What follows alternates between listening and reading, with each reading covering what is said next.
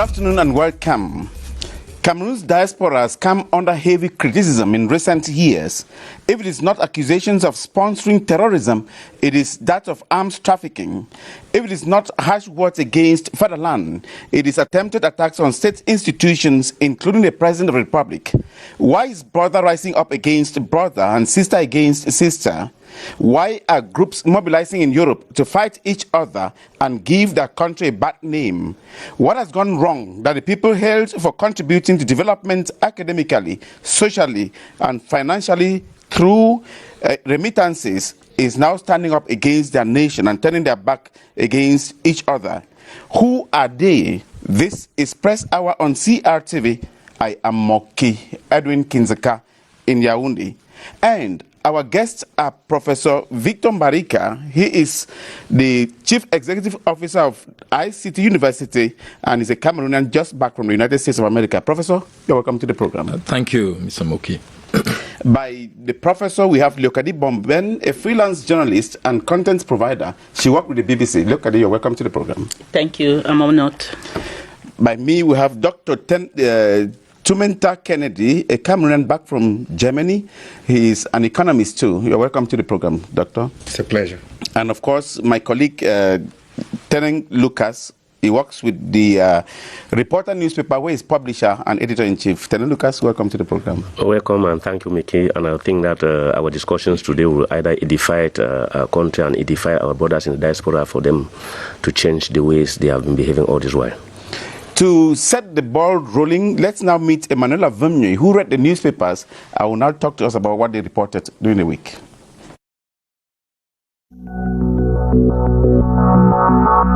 The planned protest against the head of state in Geneva animated most newspaper columns the week ending. Cameroon Tribune sees it as a failure as Swiss police botched planned protest in Cameroon Insider by firing tear gas at Cameroonian protesters in the median. The Herald Tribune announces prison sentences slammed on the anti-Biya protesters in Geneva, especially as the Horizon reminds that despite ban and condemnation, Cameroon activists still protest Biya's stay in Geneva. The Astute Inc. wants to know who went wrong between Biya and citizens in Geneva, but the post-weekender states issues at stake of the Geneva protest, freedom of expression and terrorism. At a time, the crisis in the northwest-southwest continues to make victims. 5 police officers are killed in suspected ambush in the Guardian Post. To the Star, 5 police officers killed by separatists in Bali, and immediately circulation on motorbikes is banned. But this provokes in-terminal gunfire in the Voice newspaper. The interest of the Guardian Post is on a prominent MP that urges government to rethink military option after the killing of 5 police officers, especially as the 6 kidnapped Indian delegates' whereabouts still unknown 35 days in captivity with no hope in sight. In the Star, the Horizon remembers the Fumban Conference 60 years after with questions like were Southern Cameroon leaders inexperienced or illiterates? As threats of the third wave of COVID-19 looms, Cameroon Tribune reports the only way out is through vaccines. A message preached at the Mboda prison in the Horizon as registrar applauded for vaccinating 26 staff and 138 inmates. While the Herald Tribune reports that there is a nationwide clamor for severe sanctions on overzealous policeman who harassed an opposition MP, The Voice rather thinks lawlessness lurks lawmaker, and immediately West Governor is hailed for prompt intervention in the scuffle between police and MP in the Guardian Post. Then government rejects furniture donated by SDF Senator on the Herald Tribune, a gift destined for Northwest Courts in the Guardian Post. Just when the Fomoyo Foundation feeds hundreds of IDPs and vulnerable in Kumba, on the Herald Tribune, a Tombi Foundation arms administrators of orphanages with better management skills in the Post-Weekender. The latest edition of Summit magazine remembers Christian Cardinal Tumi. It presents the deceased as the prelate, the peace crusader with a rich legacy, among other subjects. Let's now end the press review with a story on the Herald Tribune, where a man, Alain Tanye, poured hot oil on the back of his wife, Magnet, for refusing to make love to him. The shocking incident in Yassa Douala occurred when the husband returned home drunk and made advances at the wife, who turned them down. In a desperate attempt to have his way, Alain poured hot oil on the wife's back, and she was only rescued and rushed to the hospital by neighbors, while Alain remains at large. Until I come your way again, this is your Hour with the Press.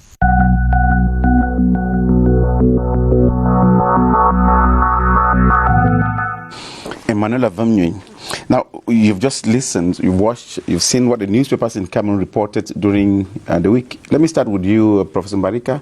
And by the way, you're coming back with another red feather on your cap. I don't want to let the cat out of the bag. Could you tell us? Yeah, I'm here in Cameroon for our 6th graduation ceremony, which will take place at the Yaoundé Conference Center, Palais de Congrès, and we'll be having a very great representation from the Cameroon government, thanks to the intervention of the head of state as well as the Prime Minister, and an august visitor in the person of President Olusegun Obasanjo, who is the former president of Nigeria, and several vice chancellors from all over the world. So I'm excited about that, to see this come to my great country. That's not the only good news. You were also decorated somewhere. Oh yes, yes, I was. I haven't forgot about that. By the grace of God, I was made one of the outstanding members of Association of Information Systems, what they call cum laude members. It's the World Association that takes in charge of ICTs, and I happen to be the first African with that designation, which is quite a few. I mean, at my university and several universities, I'm the only one. And so I'm very, very honored with that distinguished label put on me. Congratulations. Thank you. We're looking forward to having more of those, the recognition coming from out of Cameroon. Thank you. Now, we're talking about what the newspapers said during the week. What attracted your attention?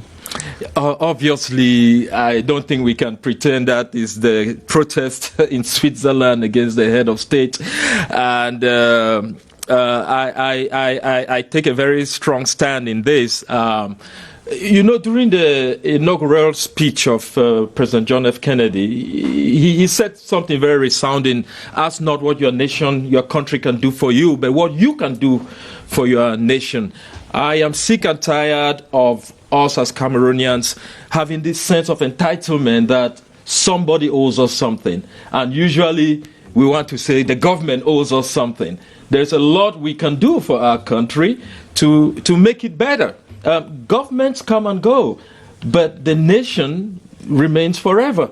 So to me, some of the things going on is quite senseless, and I take that stand. On your show here, on other shows I've had in Africa, not just in Cameroon, I've often said that we members of the diaspora, we have to be the flag bearers of our nation. Okay, the first and help build it. That is the attack on the president, and the second thing that you saw in the newspapers reporting in the week. Or maybe we'll come to you now, Leokadi. You saw what the newspapers reported. What attracted your attention? COVID-19 attracted me because I know we have received 300 and so doses of Johnson & Johnson. Cameroonians are still hesitant about taking the vaccine, and I think with this number of doses again coming into the country, I will encourage some people who have not yet taken their vaccines to do so, because we are equally maybe expecting a third wave of the COVID-19. They say maybe in November, we don't know when it will come, but when it comes, we should be ready and get vaccinated. The second thing? The second thing I saw was the man that poured oil on the woman, and I was like, was the oil already waiting for the man to pour it on the woman, or what? They did not tell us exactly where the oil came from that he used to pour on the wife. But then it's bad because it's violence against women, and I won't support. But that's a critical question. Was the oil already boiling and waiting? I don't know. Came back drunk yeah, he came back drunk. Was the woman in the kitchen? So we wanted to know. Yeah. So where did the oil come from to be poured on that woman? Well, good one there. And now, Dr. Tumenta. Yes, the contribution from the foundation in solving some of the social issues really caught my attention, because that is some of the things that most of the diasporas have been doing, making sure that they contribute to reducing some of the social and infrastructural setback that are found in some of our remote communities. So I think that is very, very important why we are talking about diasporas, the negative side of the diasporas, but I think that those examples are very, very important for us to highlight. Canon Lucas? Yeah, what caught my attention... Or maybe, I hope I did not interrupt you. Well, it's fine, because the COVID vaccines in the prisons are so important, as you raised, but I think that something needs to be done in that direction to make sure that not only in the prisons, but in some remote communities, people have been encouraged to get those vaccines so that we can get herd immunity. Lucas? Yeah, what caught my attention is the scuffle between a police officer and a lawmaker. I have still to understand the genesis of the problem, because the governor of the West region actually gave some elaborate description of what obtained. But this is recurrent. This is not the first time the police have had problems with lawmakers. And every time I'm tempted to think that lawmakers are becoming lawbreakers. I'm tempted to think that lawmakers are becoming lawbreakers, because when you watch the video of the member of parliament, she actually came out of her car. And if you interpret that video, you saw she came out of her car and accosted the police officer or the policeman who was trying to explain to her that the road has been blocked because Muslims were doing prayers for their feast. To me, the lawmakers have to take some distance as lawmakers, and they should not use their immunity as lawmakers to promote impunity. I'm sure she apologized to go by what newspapers reported. After the governor intervened, she said she was sorry for what. You see, there are so many people that will not even know about her apology. Most people have interpreted her act. And you know that has polarized Cameroon. That act between the lawmaker and the law enforcer actually polarized Cameroon, because when you hear debates about who was right and who was wrong, it is not a good thing, not a good match for our country. The second thing that caught my attention, as you were saying, was the issue of attacking the head of state. I know people have already talked about it. I don't know, the head of state incarnates state institutions. So whenever the head of state is attacked, state institutions are attacked. And when the head of state incarnates state institutions don't belong to the person who incarnates it, they belong to a whole country. So when people are attacking the head of state, they are invariably attacking Cameroonians who respect those state institutions. So I've not been comfortable when your own president who incarnates state institutions travel out and he has affront from citizens, from his own citizens. You are just taking us to the topic of our discussion today. It is Cameroon's diaspora, the good, the bad, and the ugly. Now, I'm starting with you since you already raised the issue. I mean, all of us did. But who can we describe as the Cameroon diaspora?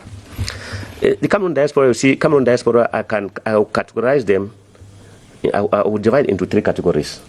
People who went out, sent by this government to go and study, and they went out, studied, and stayed there, or came back. I still consider them a Cameroon diaspora. People, because of either the economic downturn in 1980, or the devaluation of the CF franc in 1994, or the slashing of salaries by 70% just after the devaluation, who lost their jobs and were forced to move out.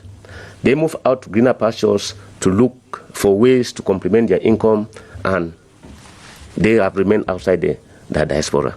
But there are people who have been forced out by the economic crunch, by the chronic unemployment, and by what they call lack of good governance. They've moved out. They are in the diaspora. They are Cameroonians in the diaspora. So these three categories have different ways of behaving and have different ways of looking at their country. There are some, especially the highly skilled ones, they try to improve on the well-being of those who are behind. They try to bring their expertise back. They try to send their expertise back by knowledge transfer or any other thing.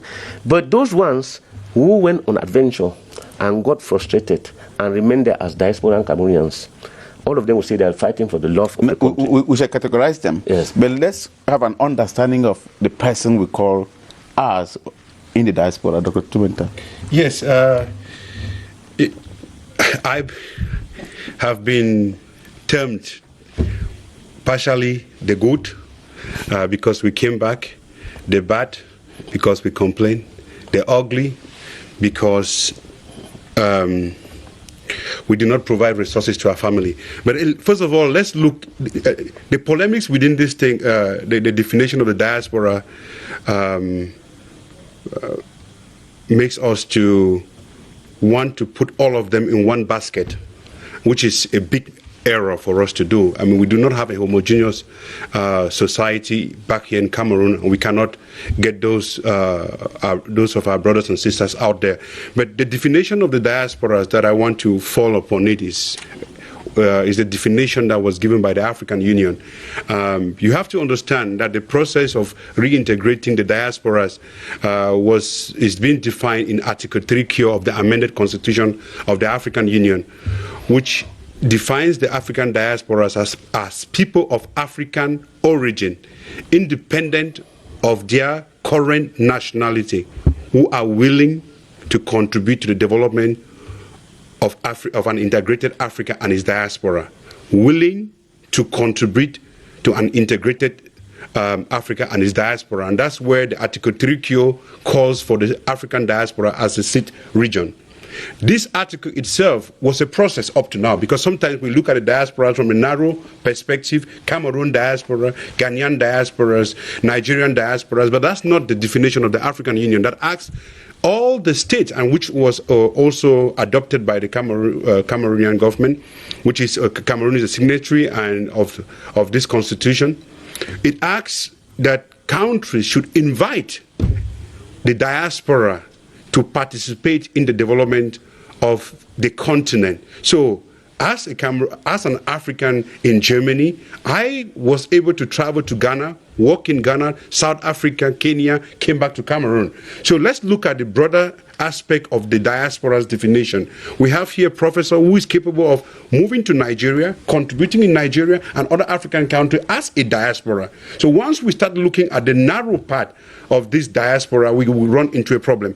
Now, our topic is very, very crucial, because insulting us, I came here, we work with the FODIAS, which we came as the diasporas, and basically... I want to indicate that you were part of the major national dialogue. Exactly, not only the major national dialogue, because before the major national dialogue, there was the greatest platform between the government and its diasporas, which was a dialogue platform, which was the forum, the Diaspora Forum in 2017, where we have the resolution. That was a platform that offers the opportunity for most of us, the different diasporas, which we have to understand that the interests of the three diasporas he created are diverse. Those who went out of Cameroon were sponsored by the Cameroonian government. They didn't come back. They owed us something financially and signatory. And somehow they have to come back somehow, someday to do that. Others went out because of economic issues. Some of us who went because our parents sacrificed, looked for money, sent us to go there and to come back. We are here doing something. So we have to look at this from a four dimension. Those who went out because the government gave them scholarship, they never came back. Of course, that is those are contractual issue. There are others who went because of economic crisis. There are others that are out there because of disguised refugee issues, I mean, maybe family maltreatment, and they are also looking for ways to create a negative atmosphere where they could, their status could be granted. And so we have to look at this diaspora from, let's say, from okay, now let's domesticate it, look at the Bomben, and talk about, I know he's talking about the African diaspora thinking, but let's come home because we are interested in Cameroon diaspora. Yeah. What is your take about what the Cameroonians in the diaspora have been doing for their own country, Cameroon? The diaspora or the Cameroonian diaspora to me is that vital resource that should be tapped into. And if we look at it, in 2010, we had about 200,000 Cameroonians abroad. That figure might have tripled right now.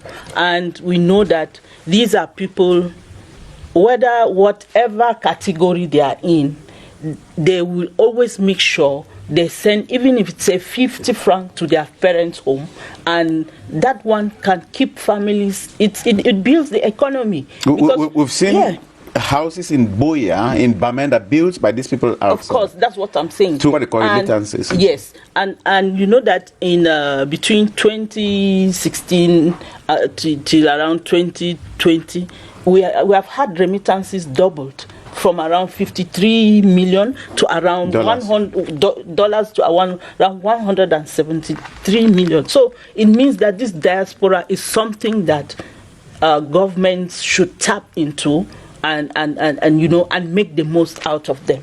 Now, in those days, Professor Mbarika, yes, we knew Cameroonians in the diaspora as those who are sending back resources home.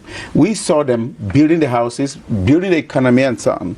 But today, we've seen those who have come up and are attacking state institutions of the government. What do you think is, they're accused of sponsoring terrorism? What do you think is accounting for this? And you're from the US, a country which is also accused of harboring those people who do this. Absolutely, Mr. Moki. I want to preface my statements by saying again, my colleagues here have said it, that we cannot put all the diaspora in one basket.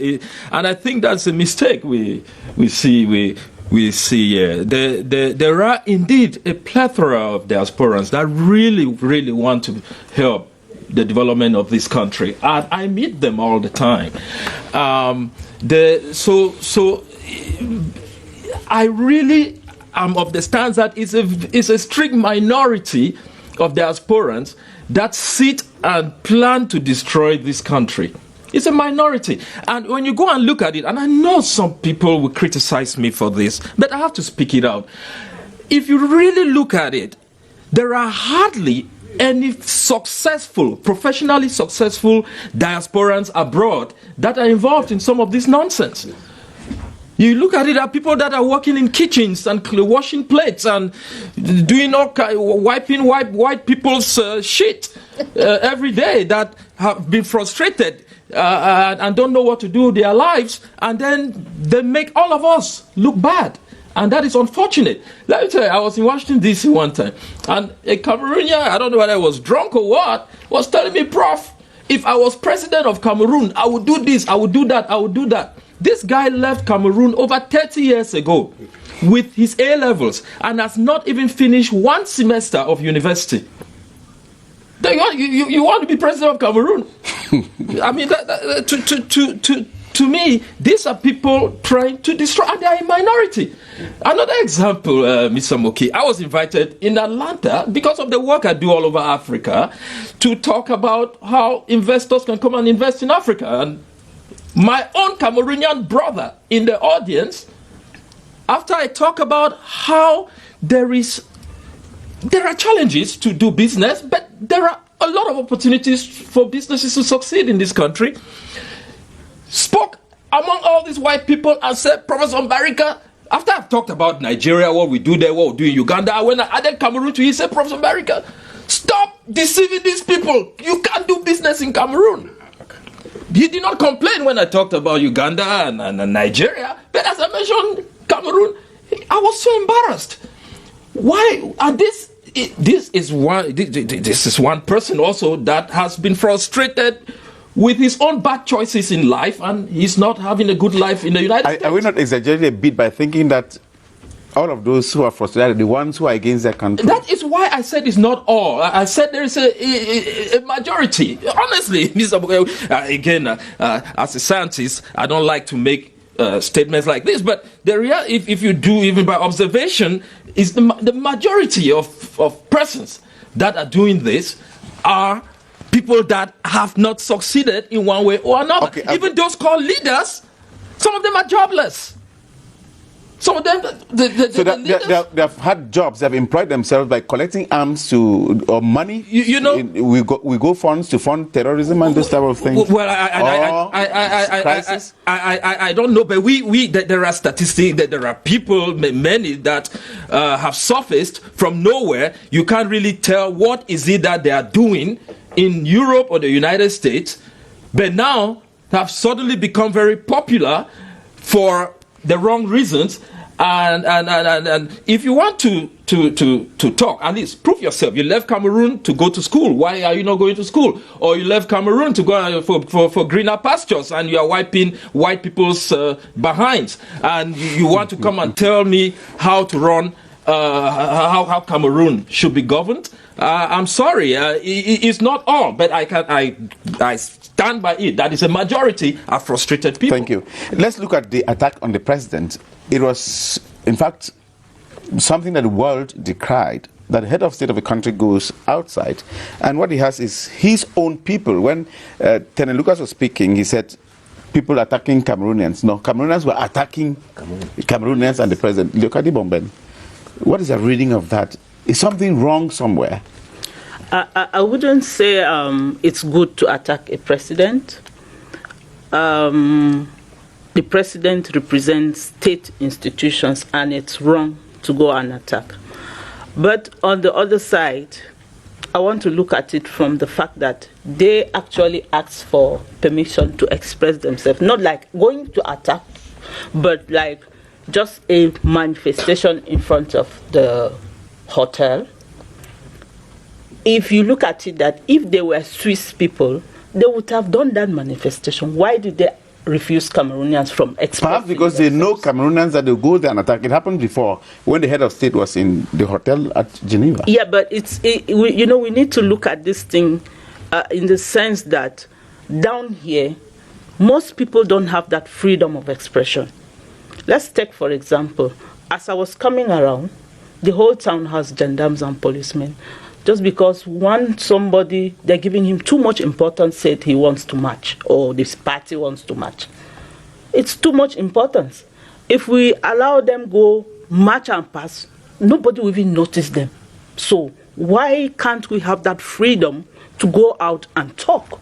Say we are not happy with one thing or the other doesn't mean we are going to attack a president. I think there's something wrong somewhere which we need to correct. Dr. Tumenta, I saw you are taking some notes, maybe to add to what she is saying about the attack on the head of state. Yeah, I think there is no justification to attack state institutions. Attacking the head of state, especially the job I'm doing is to invite and attract diasporas to come back, investors to come back, and we spent a lot of resources going out telling investors to come to our country to create the necessary job for millions of Cameroonians. So once, the investor sentiments are very easy. They look at the information, look at what the citizens from those countries are saying. So the message is clear. Do not get to Cameroon because there is no possibility for us to invest there. So from a personal interest, I think we have other ways to express our grievances. We had the national dialogue that was there. We have the diaspora forum that was there.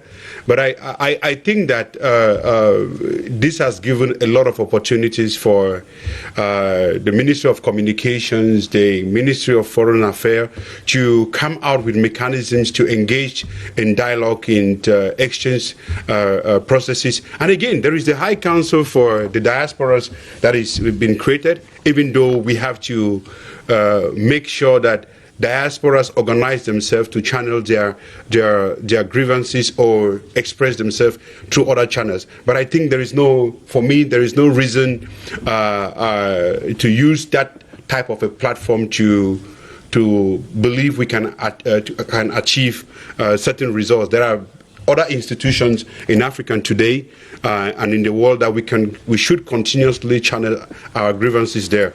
So, of course, we do not believe that by so doing, we are doing justice to our brothers and sisters back in our villages because they need the jobs.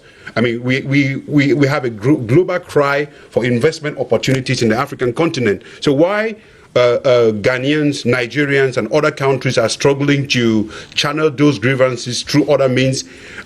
We already have a lot of issues in these countries, the Boko Harams, the eastern influx from Central African Republic, the challenges we have been having in the Northwest and Southwest. We need to create opportunities that those investors come. And so I think that they might have some reason to do what they were doing, but it's a necessary but not sufficient conditions to make sure that jobs could be taken into the country. Mr. Tenen Lucas, do you think Cameroon's diplomacy is doing enough to stop this? It is true, we were told how much they did, they work with the Swiss government to stop the attack on the president. But are they doing enough? If they were, why do we still see the arms trafficking coming back to Nigeria and many people not taken to court in the US, for instance? I also ask a question to Professor. Yeah, the issue is, let me first of all start by, let's not demonize the diaspora. Not everybody is a demon there. Yes. Let's not demonize the diaspora. They're harmful because people who have jobs will not have the time to go march. That one, I'm clear about that. People who have their jobs, because in the diaspora, if you have a job, you will not leave your job to go and march. So most of those who go marching are those who are jobless. But as you were saying, Cameroon diplomacy might be slow. But you remember, of recent, the American embassy came out talking how they're going to make some restrictions, visa restrictions. I think that was some diplomatic move that Cameroon must have moved towards them. Restrictions, because most of those guys are in America, they are in America, and they are staying there. But they are in a society that has open policies. You see, you cannot just get up, arrest somebody when you don't have sufficient proof that he has done this. And it is incumbent on the Cameroon government to show proof that these guys who are living in your land are those sponsoring the terrorism back home. Let me come to this issue of demonizing the diaspora. I have relatives over there who are crossed because they are unable, when they hear that people are sick back home, they are unable to send money. Because they say when you send money from America or from, they track it as money you're sending to sponsor terrorism. So you see, other people are suffering because of the handiwork of very few misguided, let me call them misguided. I know I will be criticized by calling them misguided, but I think they're misguided to attack your head of state. There's a saying that chase away the hawk and blame the hen later. Even if your head of state had done something, I think they could have constituted themselves, sent a note, we want to meet with our head of state. I think the head of state will not refuse to grant audience to Cameroonians when he's in Geneva. Yeah. He will not refuse.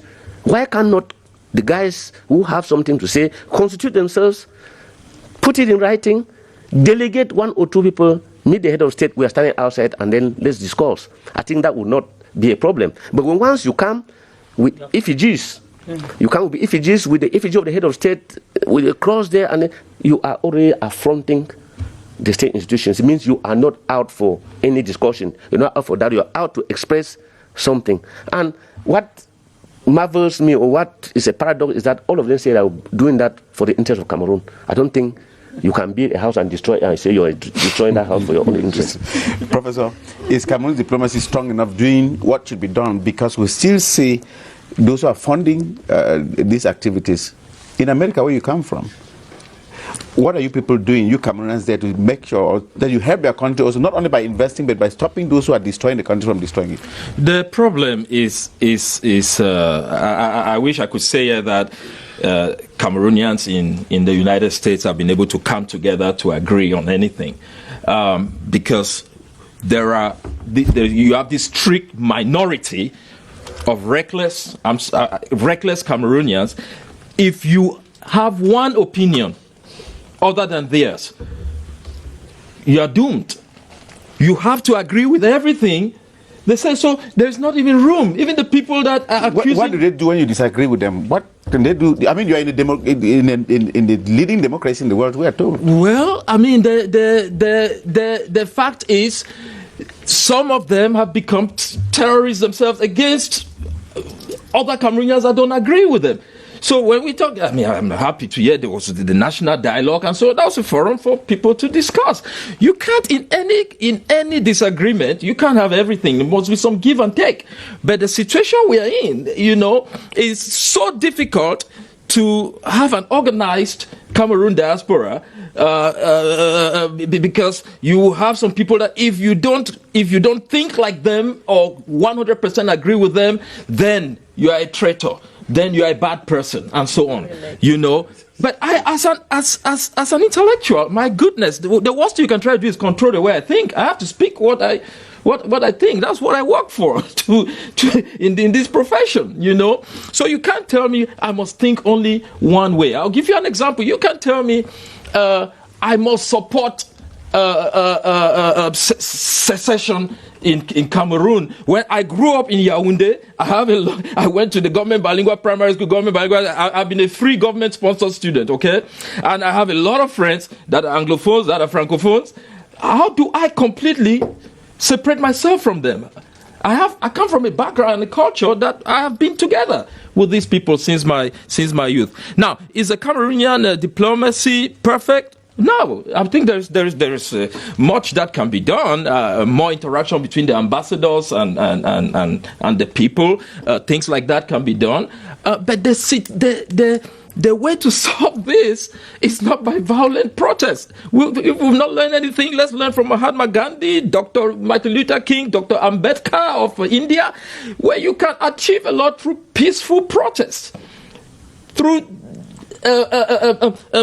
good dialogue, speaking out your mind. But unfortunately, I'm sorry, a lot of these people don't have anything intellectual to really say, to really provide, besides saying, if you don't agree with me, your family lives here, we're going to destroy you. You cannot come here. You cannot go. People cannot even go and bury their own parents that die because of all this nonsense. So in terms of, when you talk about Cameroon, diplomacy is not only government. Diplomacy involves being able to have the Cameroonians in the United States, for example, agree on something they can go to the ambassador or to the government with. But that cannot, I don't see that happening any soon with the attitude we have from a few that have decided to hijack what they consider as the interests of the Cameroonian diaspora. We shall be talking about what should be done to make the diaspora more involved. I mean, what is it that the government should do to make them more involved? Maybe they are also agitating because the government has to do certain things, but are these people... Not necessarily. Please, Mr. Muki, let me clarify that. I mean, some of us have done initiatives, yeah, we have, and it has worked. I established, yes, I did establish this university in Uganda first and other places before coming to Cameroon. But the reality is, before coming to Cameroon, a lot of people had discouraged me from bringing ICT University to Cameroon. A Cameroonian said, Cameroon is the burial ground of good ideas. Your idea will fail. We established this university here, went through the Ministry of Higher Education. I have never in my life met the Minister of Higher Education, Jacques Famendongo. But I can say this in public, and anybody can go and write in the newspaper if I lied. Not one person in Ministry of Higher Education asked us for a bribe. But people said, for you to establish a university, you have to bribe your nose out. But not one person in the Cameroonian government asked me for a bribe to establish ICT University or any of the initiatives we have tried to do here. If anything, it's been very supportive. So, yes, there are things that can be improved. We'll get there. Yeah. We'll get it, Professor. Are these people Cameroonians? You live with them there in the U.S., and Cameroon law is very, very clear on this. Yes. When you get another nationality, your Cameroon nationality is under question. So, are they destroying a country that was theirs? Well, because they know they will never get to that country to have the same, consideration as the people in that country that they're doing this. I know people personally that have just decided they will die and be buried in America. and that do not even regard anything positive about their country. Absolutely. I come to this country at least 5 times a year, but they don't want to see anything positive. So, to me, this is a minority of people. I want to repeat it. I don't consider them. No, I don't consider them Cameroonians. The double nationality, should it happen? I think it's a good thing. But remember that it's being debated. From my understanding, it's being debated. Prof, let's listen to Dr. Timothy. He has a contrary view somewhere. You see, Prof. In fact, I have had the opportunity to have an audience with the head of state at the diaspora while living there. I have spent a lot of time under the banner of the African Union to mobilize the diaspora's unit in Germany, in the US, around Europe. And they gave us this opportunity to talk. And in fact, our approach is to give an opportunities for all the different groups of Cameroonians to understand that the country is welcoming for them. I'm asking if the issue of double nationality makes the diasporans. Well, we have to understand the Cameroon law is clear. If you give away your nationality, you are not more a Cameroonian. But by virtue of remittances, we still count them as having links with Cameroon. Are they Cameroonians or not?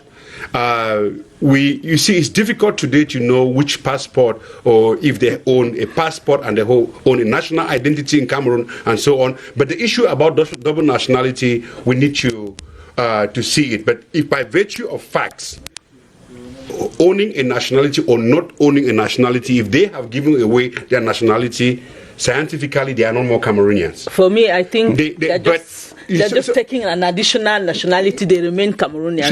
You cannot change that in them. So Moki is asking a very important question, tricky question. But let's be, it's a very tricky. If we look at the legal standpoint, they are not. But they are still Cameroonians. The issue is, I go with the general definition. I know what they do when they come to invest in Cameroon. They're Americans, they're Canadians, but when they come back home, because they will not be given the same possibilities like those who are there, because they're not Cameroonians, they still come and fidget around, illegally acquire ID cards to be able to invest. No, you see, is it not a problem too that should be solved? Maybe some are angry because of digital issues. It must be solved. The issue about giving a legal status to people who come home and invest must be solved.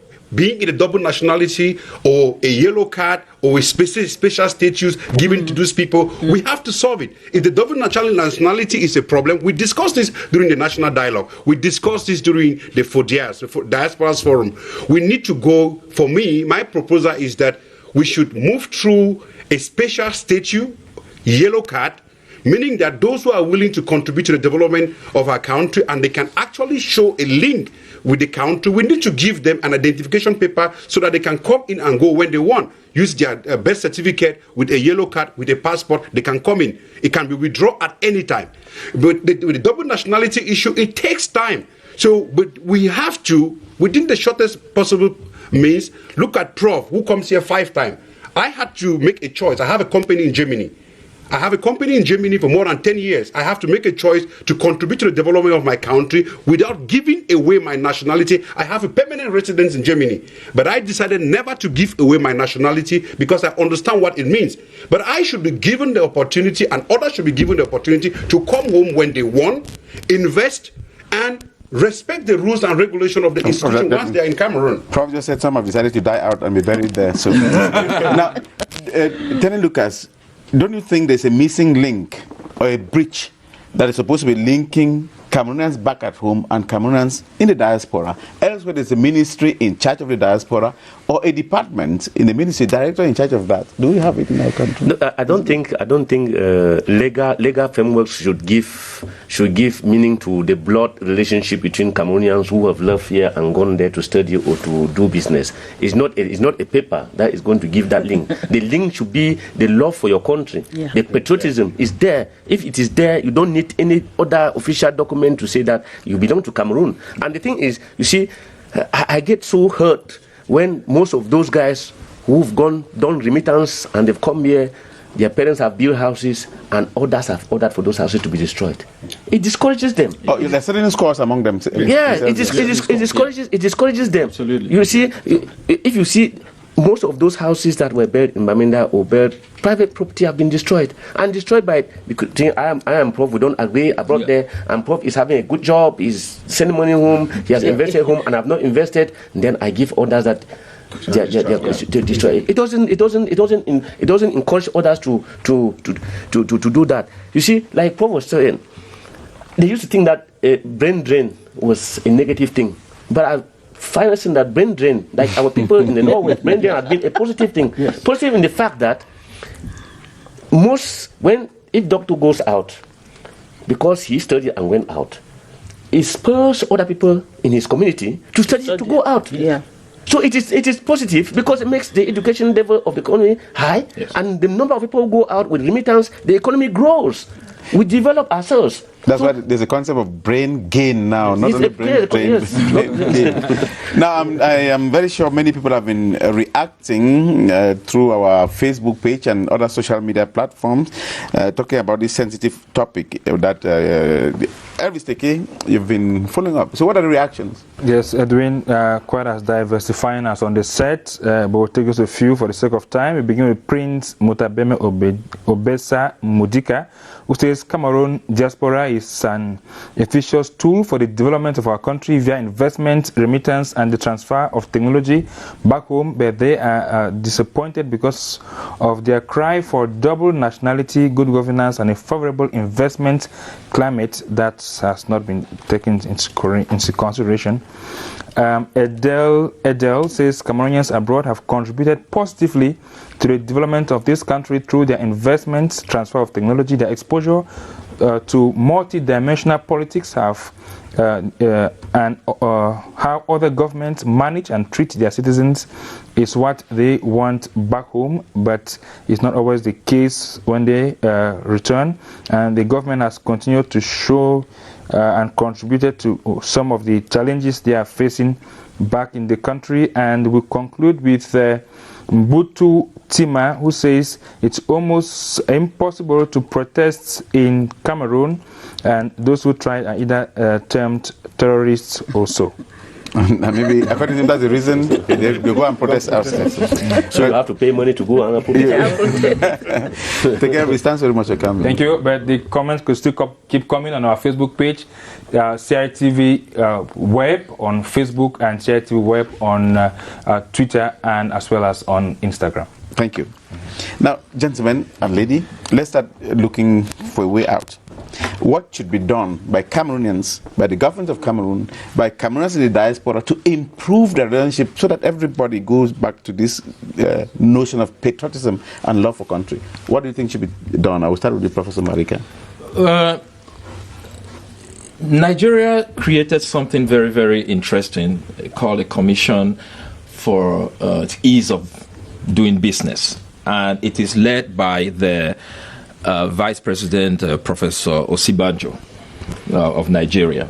I think such a commission is needed for ease of doing business, such that when the diasporans come here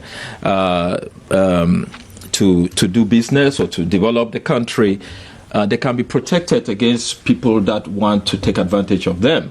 I know Dr. Tumenta is doing a tremendous job already, mobilizing. I don't do any of that, but being able to help diasporans that want to come here and invest, and I really commend him for that. But that is also something that the government can provide support. And when I say support, it's not money. We're talking just about being able to register a business, to make that easy for diasporans to be able to do it online. It can be done from the United States or from Europe. Register your business. These days, as an ICT expert, if they don't have people to do it, I would do it for free for the government. I mean, that's a good one. That can be done. Ease of doing business, that's what it's called in Nigeria. And it's really helped a lot of diasporans be able to invest from abroad in Nigeria. I think that's something that can be done. And I also think this issue of dual nationalities should be continually considered by the parliament here in Cameroon. this notion that if you give dual citizenship, diasporans will just come and always criticize the government, it's not true. There are many that want to come and invest. Good, willing diasporans, they're always having ideas of what to do. And I am in strong support of the parliament in Cameroon, or the National Assembly, considering this bill to approve dual nationality. Thank you. Especially as most of them get foreign nationality to ease their stay in those countries and make life easier for them to invest back at home.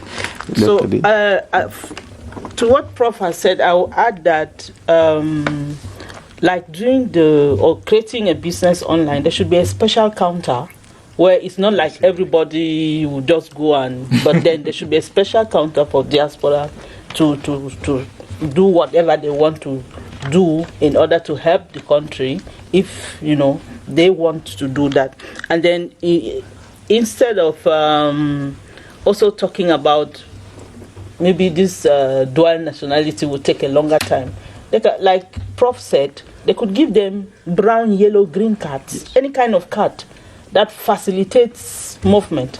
Then besides that, there should be a kind of government should look for an avenue to dialogue continually with diaspora. I know he said that there's a forum for diaspora to talk, but how much impact does that make within the diasporans? So I think something needs to be done in that direction. Prof, Doctor, I'm not coming to you now. I'll end with you. But tell Lucas, what type of whip should be used for those who have decided that that country, Cameroon, where they were born, brought up, educated, where they even speak the good language? I mean, what whip should be used to take care of them? Well, you see, or what encouragement should be given? You see, the best whip you can give your enemy is to be kind to your enemies. That's the best whip you can give. And I think the best whip government can give the diaspora that are so, I don't know which word to use, adamant in destroying the country and destroying state institutions. I think the best thing government can give them is a leeway for them to express their ideas without fear, which means the government can, in the Ministry of External Relations, create a commission for the diaspora where they can channel all their ideas, where they can, people who can move to the diaspora and discuss with these guys. Because, at times violence is the lack of dialogue.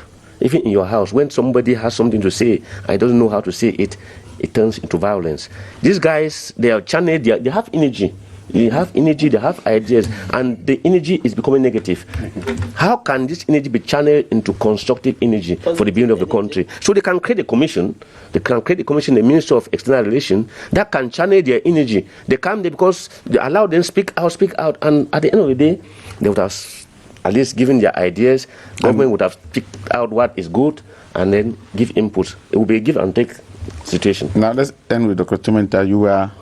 You participated in many of those fora where they come and talk of diaspora, and some of the things I suggested here were suggested in those forums.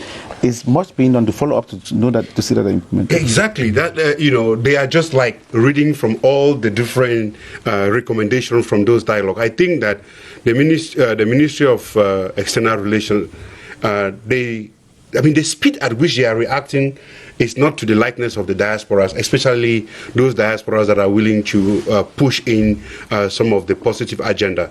So, but the interesting thing with the government is that the Ministry of External Relations has a department, which is the D9, responsible for diaspora's initiative. But we should be very careful because there is a parliamentary group at the moment that is also advocating on behalf of the diasporas. That is a problem because at the same time, the ministerial department created, which has been in dialogue with the diaspora, has now been sidelined. And the diasporas are confused. Do we go to the parliamentary group? Should we go to the ministry, to that department with resources to talk with them? Or should we go to the High Council? So we need to make sure that we improve the resources of the Ministry of External Relations to make sure that the State Secretariat in charge of the diasporas that was asked at the National Dialogue and in 2017 should be put into place. And secondly, we need most of the things we discuss here, and I hope that the policymakers are getting us. They should make sure that they create this platform and make so that we can hurriedly implement some of this recommendation. Because at the same time, some of us who tell the diasporas there is a good thing. There are opportunities to enjoy it in Cameroon. They tell us, and since 2006 you have been there, or 10 or 17. What is happening? But one thing we should do with the case. The worst thing the government will do now is to try to incriminate those who demonstrated. They should give them love to come to Cameroon. They will not have a good space in Cameroon because Cameroonians are great entrepreneurs here. Give them the chance to come in and go back without any problem, and then they will tell the real stories.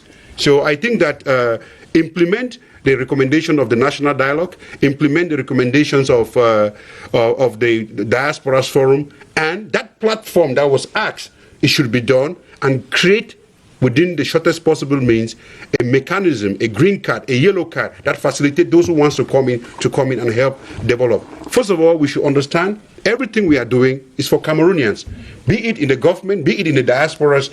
We need to make sure that we improve the lives of the diasporas, of our families, and also of the government.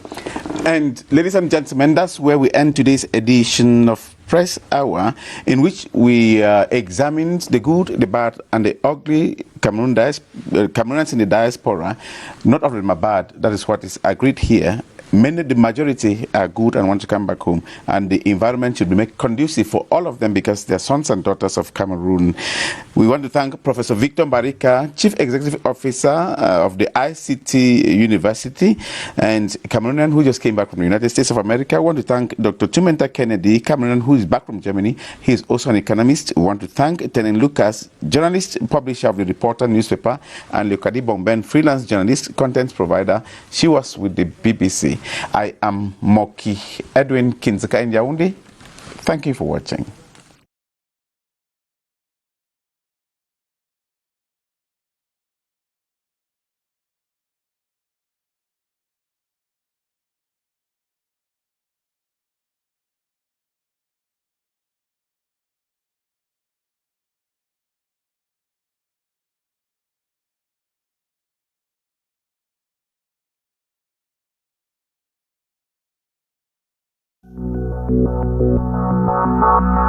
Thank you.